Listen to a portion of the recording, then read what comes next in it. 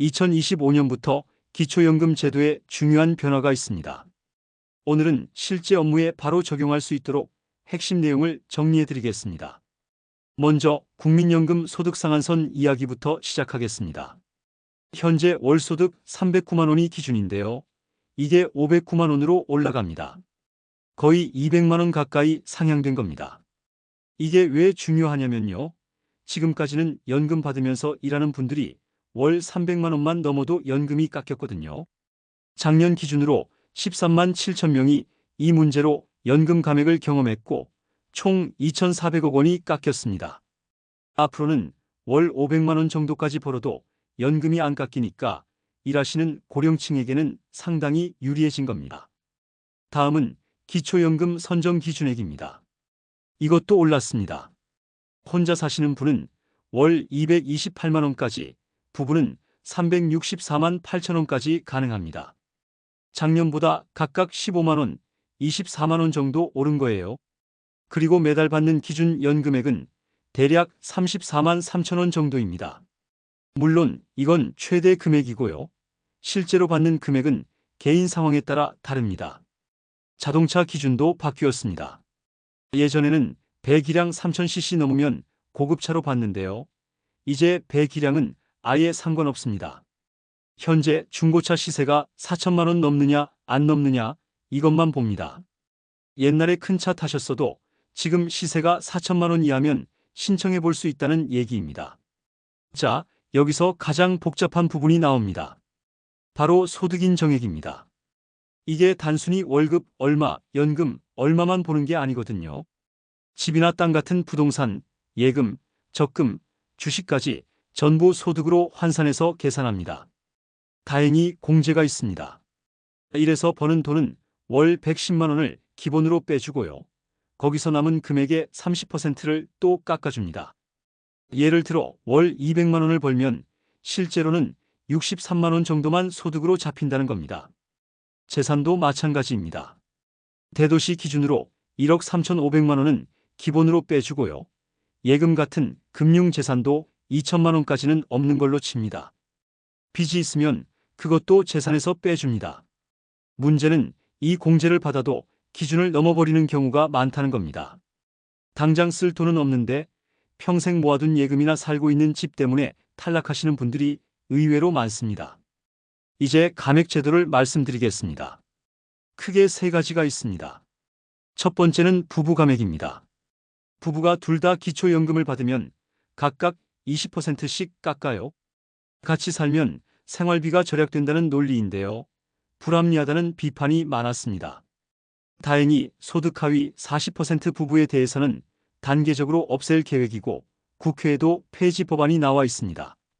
두 번째는 국민연금 연계 감액입니다.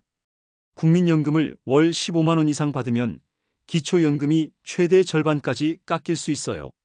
지금 약 70만 명이 영향을 받고 있는데 논란이 가장 큰 제도입니다. 세 번째는 소득력 전방지 감액입니다. 기초연금을 받았더니 선정 기준액보다 많아지는 경우가 있잖아요. 그럴 때 넘치는 만큼만 깎는 겁니다. 자, 이론적인 얘기는 여기까지고요. 실제로 연금이 갑자기 끊기는 경우를 말씀드리겠습니다. 가장 흔한 게 자녀 용돈 문제입니다. 매달 같은 날짜에 자동이체로 용돈을 받으면 이게 정기소득으로 잡혀서 소득인정액이 기준을 넘어버릴 수 있어요. 가급적이면 날짜와 금액을 다르게 해서 비정기적으로 받는 게 유리합니다. 두 번째는 큰 돈이 갑자기 들어오는 경우입니다. 자녀 결혼식 축의금, 보조, 병원비, 퇴직금 같은 게 한 번에 300만 원 이상 들어오면 그 분기에는 연금이 중단되거나 깎일 수 있습니다. 통장에 메모를 꼭 남기세요. 아들 결혼 축의금, 보조, 병원비 보탬 이런 식으로 출처를 명확히 쓰고요. 청첩장이나 진료비 영수증 같은 증빙 자료를 잘 챙겨 두셔야 합니다. 세 번째는 예금 관리입니다. 퇴직금을 그냥 일반 예금 통장에 넣어두면 2천만 원 넘는 돈에 대해서는 원금 자체를 연 4% 이자로 계산해서 소득으로 봅니다. 여러 은행에 나눠두거나 다른 형태의 자산으로 관리하는 게 필요할 수 있습니다. 네 번째는 농사나 어업하시는 분들입니다. 수입에서 경비를 빼고 계산하는데요. 농약값, 비료값, 기름값 쓴 거, 영수증을 제대로 못 챙기시면 판 돈 전부가 소득으로 잡힙니다. 경비 영수증을 꼼꼼하게 챙겨두셔야 합니다. 신청은 만 65세 생일이 속한 달, 그 달 한 달 전부터 하셔야 손해를 안 봅니다. 미리 신청해야 한다는 거죠. 가까운 주민센터나 국민연금공단 지사 가셔도 되고요. 인터넷 복지로 사이트에서도 할 수 있습니다. 몸이 불편하시면 국번 없이 1355번으로 전화해서 찾아가는 서비스를 요청하실 수도 있습니다. 한번 신청했다가 탈락하셨어도 너무 실망하지 마세요. 수급 희망 이력 관리라는 걸 신청해 두시면 나중에 기준이 바뀌거나 상황이 변해서 대상이 될 것 같으면 정부에서 먼저 연락을 줍니다. 지금 국민연금연구원에서 기초연금 선정 기준이 적절한지 전면 재검토하고 있다는 소식도 있습니다. 연구 결과에 따라서 소득 인정액 계산 방식이나 공제 기준 같은 게 또 바뀔 수도 있고요. 그럼 당연히 연금 받을 자격에도 변화가 생길 수 있습니다. 왜 이런 변화들이 계속 나오는지 배경을 간단히 말씀드리겠습니다. 우리나라 노인 빈곤율이 OECD 국가 중에서 거의 가장 높습니다. 66세 이상 인구의 40.4%가 상대적으로 빈곤한 상태입니다. OECD 평균이 14% 정도 되니까 거의 3배 가까이 높은 거예요. 특히 76세 이상은 절반 이상인 52%가 빈곤 상태입니다. 연금 다 합쳐도 한 달 평균 86만 원 정도밖에 못 받는데 최소한의 노후 생활비가 136만 원 정도 필요하다고 합니다. 50만 원이 모자란 거죠. 그래서 기초연금이 단순한 용돈이 아니라 많은 분들께는 최소한의 생계를 위한 마지막 보루가 되고 있습니다. 경제적 이유로 일할 의사가 있는 55세에서 79세 고령층이 계속 늘어서 1,100만 명을 넘었습니다.